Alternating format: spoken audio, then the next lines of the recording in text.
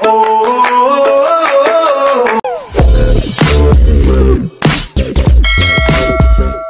na Bongbong Marcos matagal nang patay, ang Bongbong Marcos daw ngayon ay isang impostor. Ito ang pinag-uusapan ngayon sa social media, dahil sa kumakalat ngayong recorded audio, na sinabi raw ni dating Pangulong Ferdinand Edrelan Marcos na matagal nang patay ang anak niyang si Bongbong sa London. Ito po ay mariin nating pinabubulaanan, sapagkat mismong nagpakalat ng audio ang nagsabing ito ay boses ng nagngangalang Ronnie Estrada, isang nanggagaya ng boses ng dating Pangulong Ferdinand Edrelan Marcos. Ang audio pong ito ay hindi talaga sinabi ni Apollo K, kaya wag po tayong basta maniniwala sa mga balitang walang kumpirmasyon, maging responsable po tayo sa lahat ng bagay, sa social media man o sa realidad. Ang atin pong Pangulong Bongbong Marcos ay isang tunay na anak ni na Apollo K at Madam Imelda. Mabuti pa po ay panoorin natin ang video at kayo na ang humusga. Salamat po. Ngayon, itong si Babes Romualdez, pinangakuan niya si Ronnie Estrada ng reward, na bibigyan siya ng $15 million bilang talent fee, dahil doon sa kanyang boses na gagamitin para magpakilalang siya si Marcos dito kay Manda Elizalde. Pero ang malungkot, kahit 5 duling, hindi po tinupad yung ipinangako sa kanya. Dinouble cross siya, ginancho ni Babes Romualdez, mga kaibigan. Si Marcos daw noon, bedridden na. Pero, alam ni Marcos ang ginawang panluloko kay Ronnie Estrada. Ngayon, itong si Romualdez, nasabi niya, pagkatapos nung ginawa nila, nakabili ng mga mansion sa Batangas. Meron itong resort sa Batangas, sa Punta Fuego Resort sa Nasugbu, Batangas. Mga kaibigan, nakabili na rin ito ng publishing house, sariling publication, at sa Dasma, Makati siya nakatira, ayon kay Ronnie. Alam ba ninyo na itong biglang pagyaman nitong si Babes Romualdez na napatira bigla sa Makati, sa Dasmariñas Village sa Makati, ipinagtaka raw ito ng mag-asawang sina Greggy Araneta at Irene. Ipinagtaka nila kung bakit biglang naging multimillionaire. Pagkatapos daw nilang mayari yung project kay Manda Elizalde, October 1988, sinabi niya raw kay Babes Romualdez, uuwi ako sa Pilipinas ng October yung naging project nila. At sinabi niya na December 23 uwi siya ng Pilipinas, 1988. Dahil sabi niya, nandun pa yung pamilya ko. Tapos, ang sabi raw sa kanya nitong si Babes Romualdez, sige, for the meantime, pagdating mo doon, bibigyan ka ng tauhan ko sa Maynila. Bibigyan ka pansamantala ng 500,000 pesos. Medyo malaki na yun, 88 Ako nga bihira ako makahawak ng 10,000 nung mga panahon na yun mga kaibigan. Ngayon, bibigyan daw siya ng 500,000 pesos. Ginamit na siya, nakuha na nila yung bilyon dito kay bilyon kay Manda Elizalde. Panggastos at pamasko mo. Ngayon, sabi raw nitong Babes Romualdez, ito ang telepono ng sekretary ko sa Makati. Alam mo, sabi niya rito, pagdating ko sa Maynila, tumawag agad ako mula sa airport sa numero na ibinigay niya. Walang sumasagot. Sinubukan ko the following day. Wala pa rin.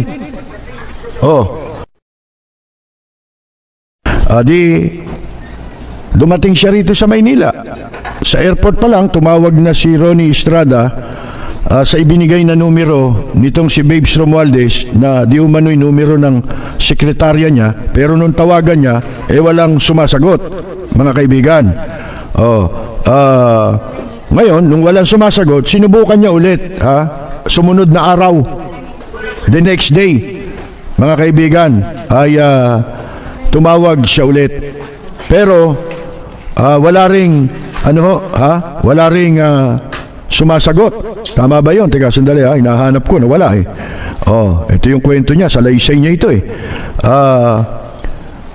Pagkatapos po, mga kaibigan, walang sumasagot. The whole week, tawag siya ng tawag. Buong linggo, tumatawag siya. Wala pa rin. Doon niya na naisip na naswindle na siya, mga kaibigan. Kaya pagbalik niya sa Amerika noong January 1989, sa San Francisco pa lang, tinawagan niya lahat ang contact number nitong si Babes Romualdez sa bahay, lahat. Yung bahay dun sa Amerika, disconnected lahat. Kaya nasabi niya sa sarili niya raw Diyos ko, bakit po ito ginawa nila sa akin matapos akong makatulong sa kanila? Pero September 1989, namatay na si Marcos, mga kaibigan. Mga kaibigan, kanina nakita ninyo yung litrato, nakasama yung tsuhin. Ngayon, yung pong voice tape, meron palang naitabing voice tape usapan nila nitong si Babes Romualdez at Ronnie Estrada tungkol dun sa ginawa nilang mission na yun para makuha ang pera kay Manda Elizalde na naiwan ni Marcos, na estimated mula 50 to 100 billion pesos. Sipin ninyo, napakaraming pera na yon. Kaya ako, di ba, naipagtapat ko sa inyo na nung una, nagbo-broadcast ako dahil doon kami sa DCME. Marcos. Hindi ko alam na ito palang grupo ng mga nagsasalita sa radyo, kaya ang dami nagsulputan nun eh. Parang ngayon, di ba, parang mga troll. Nung araw, nagsulputan yung mga yan, nakasabayan namin sa istasyon ng DCME. Itong mga loyalist na ito, meron pa silang ibang istasyong ginagamit. Yung pala, binabayaran yan. Ginagastusan yan yung mga pinagpadalan siguro ng pera dito.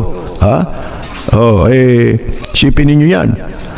Kaya isang araw nakatanggap ako ng tawag doon kay Lito Gorospe. Ito naging staff ni Bongbong Marcos ito, pero namatay na nung nasa Senado si Marcos, si Bongbong. Yung Lito Gorospe, kilalang broadcaster yun. At dati ay nagho-host yun nung before martial law ng programa sa telebisyon na entertainment show, yung Night Owl Dance Party. Pero nung panahon ni Marcos, nabigyan ng pwesto yan, mataas na pwesto kasi Ilocano si Utilio Gorospe, mga kaibigan.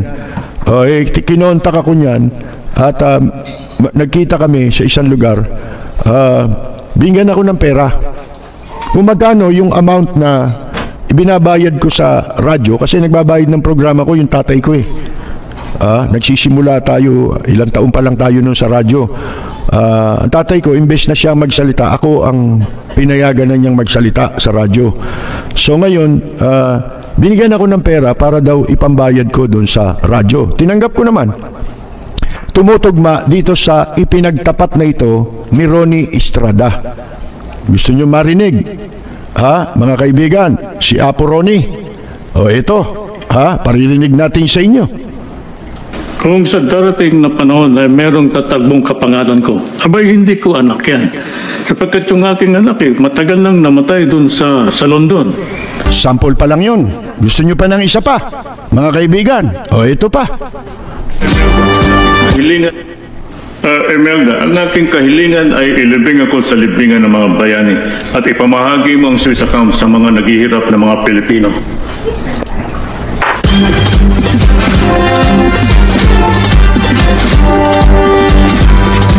Mga kaibigan, ngayon naman, ating iparirinig sa inyo ang pag-uusap. Hindi ko pa ito narinig kasi hindi ako nagbukas niyan na ipinadala sa ating yan. Hindi ako marunong magbukas.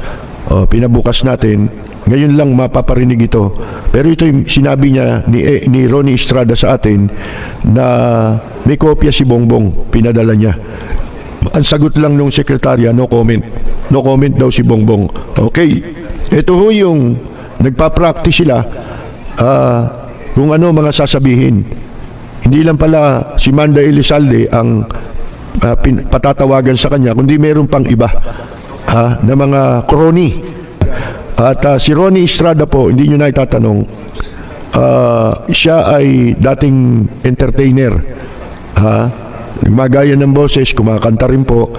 At siya po ay nagtrabaho rin sa Bureau of Customs.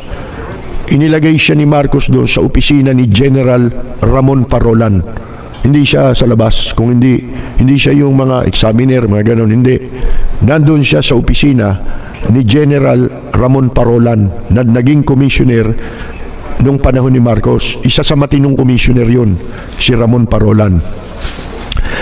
Ito, iparinig natin, di ba? Dahil nung nasa Hawaii na si Marcos, ay nagkaroon ng idea itong si Babes Romualdez na ambassador ngayon sa Washington, na gamitin siya para makuha nila yung mga perang naiwan ni Marcos, pamilya Marcos, sa kanyang mga crony. At baka hindi alam ni Manda Elizalde na hindi si Marcos yung nakausap niya noon. Narito po, pakinggan muna natin ang sinasabing audio ng rehearsal na ginagawa po ni Ronnie Estrada kasama si Ambassador Babes Romualdez.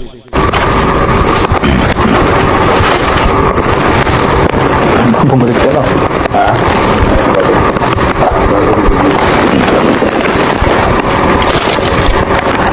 Hello, Tony. How are you? Ngayon, Tony, very briefly, no, dahil it's difficult for me to go to a safe telephone. Alam mo na, sinusundan tayo dito. But anyway, I managed to sleep out of the house, so I cannot stay out too long.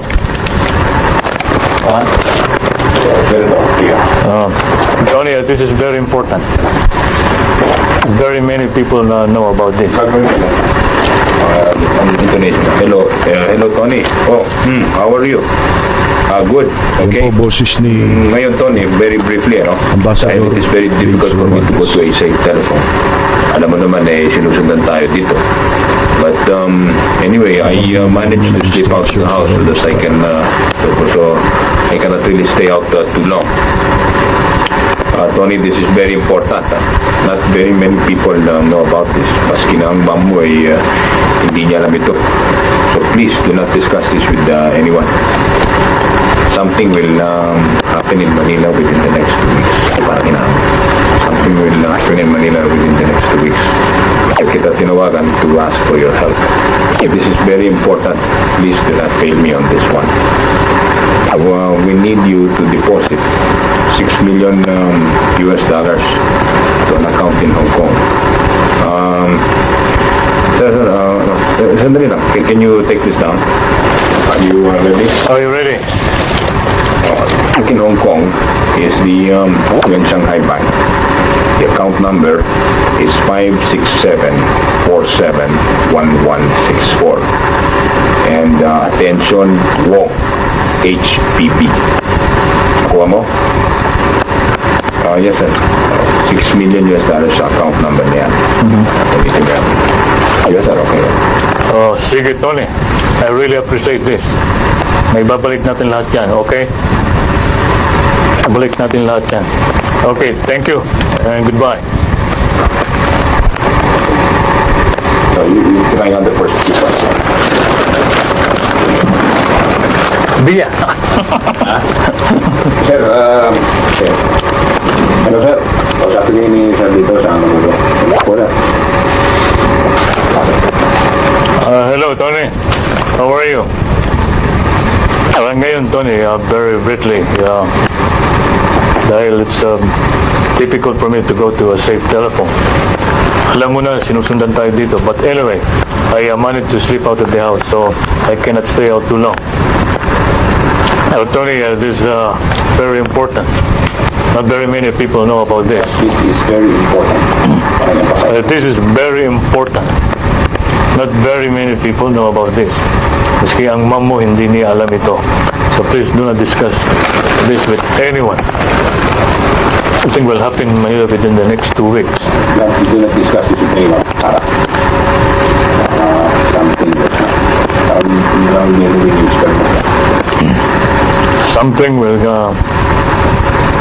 something will happen in Manila within the next 2 weeks. Kahit kita tinawagan to us for your help. So it is very important. Please do not fail me on this.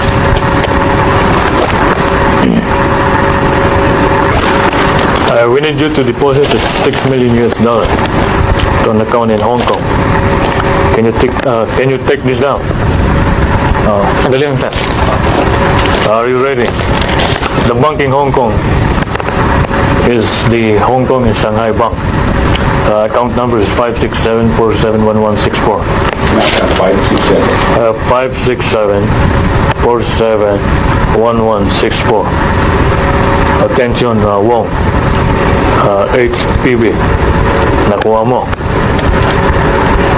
Oh, sige Tony, I really appreciate this. May babalik natin lahat yan. Okay, thank you. Goodbye. In case negative, hindi na.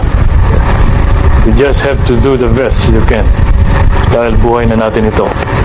Baksak tayong lahat if we do not succeed. Oh, okay, sige. So, pag-a-addict ka, so you see kung anong reaction na mag-a-addict ka, okay lang. Hindi nito yung ito mo ba, is talking sir, pero yung mga problema natin niya, huwag na muna. So, gano'n, no? Sir, yung ano, sir, wanted, huwag na. I will discuss that with some, so you have to do that, in other words, some script mo na yan, just to give you an idea. Kung you can say, verbatim, wala siyang salita, pero kung magsalita siya, you have to react. Hindi niya, makinig ka muna to. Pag hindi mo na ano, huwag na muna yan. But the important thing is that when you say something will happen in Manila, when you take this down, tapos yung account, ano ba? Nakuha mo ba? Sige siya, sige. Okay. Because, brief, ay naiintindihan niya. If he wants to repeat the number, let him repeat it. Para sigurado. Alam niya na gagawin yan? Oo, alam niya. Ano niya? Sir, how I will arrange this matter? Sir, just try to find the new that you have to do it. We are very little time. So yun ang mga reaction mo. Sabi niya, sir, Wala akong ganun na I don't have that. you better trial reflect on it. How about it? So hindi ako humingi ng tulong siya na kailangan. Oh, You have to reimburse you. Kamili mo. Sir, I have only 3 million. Unahin mo na muna yan. At pagkatapos isunod mo na yun. Ano na mga salit. Sir, I can only afford 3 million or 1 million. Sir. Sige, unahin mo na muna yan. And then you, as soon as possible, you don't get very much time. Possibility. Tama yung mga tanong mo. Yan, mga salit yan. Yan, sasagot. Basta kung may indication na meron siyang ibibigay, okay. Sige, you do. Unahin mo, right away. Because you don't have very much time. Very much time. The script is basically just what you, the essence of what you have to say. But you, paala ka, talk also, so, that's all. Ano lang? Sige tayo. Push. Sorry, you have to do that. Ngayon na ako humingi ng tulong sa'yo. Ibis na.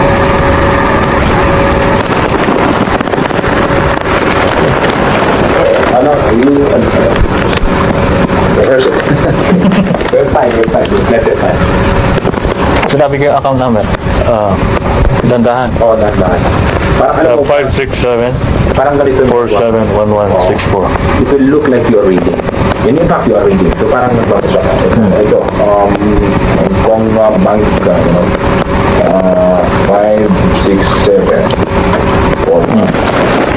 parang you're getting your glasses. Actually, The bank in Hong Kong is the Hong Kong and Shanghai Bank. The Account number is 567-47-1164. Attention Wong, HPB. Aqua mo. Parang yung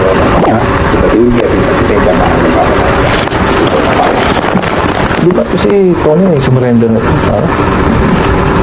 Akala ko nagalit siya sa dito na. tayo umagan mo ngayon. Kaya nga nagagalit mo siya. Para hindi critical din na hindi. Hindi ko naman, maganda ang reaction niya. Hindi ka ba? Kasi talaga sa Ibang minamonitor sila. kaya hindi pwedeng gawin doon. Kaya kaya po lang ba? Ngayon sabihin mga message ko naman. Sabi. Magugulat. Sabi mo siya, bibilit ng number. Kaya ako sabihin niya siya, sabihin ko na ng kete or sabihin kaya ako ba ito? Hindi mo na,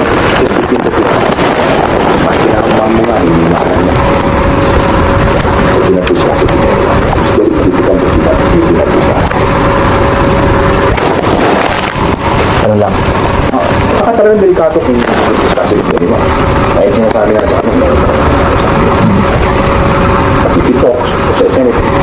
I will do. Siya can say, I never told you. Hindi siya ba? Kung sila pinitig ko, hindi ba sige ko sa kanila. Tumatak na. Ilang whole na, that's the whole plan.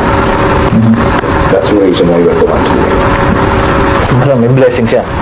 Oo, basta nag-isip lang. Basta sinabi ko sa kanya, sir, gusto mong gawin natin ito. Ginawa namin kay Manda, hindi siya mag-sumaka. Siya nagsabi, subukan ito sa kanya. Di ba si Lucy medyo na-charge doon sa akin. Di ba siya inaras? Kaya hindi naharap siya. Wala ulo niya. Lumalaro lang. Pero si Tony tutulong niya. Sabi mo, ang gawa natin dito release, baka sakaling makaluso tayo. Make it, why not? Correct, sir? Kung ano hindi natin ito. Pero na yan. Ang investment natin. That's your investment, sir.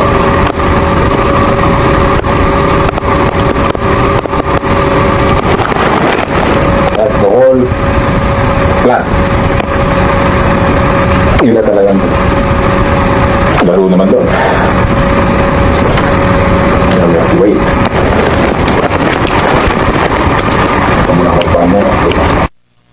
Yun palang narinig natin, instruction, at pinapractice yung sasabihin. Bueno, mga kaibigan, kayo na ho ang bahalang dyan, umisip kung ano ang inyong interpretasyon dyan. Matagal na yung tape na yan, di ba? Sabi nga na yan, bigla na lang inabot sa kanya habang siya sa isang parking lot. Nagulat siya, inabot na lang ng isang hinihinalang mga ahente ng ng Estados Unidos, pagkatapos na mamatay na si Marcos.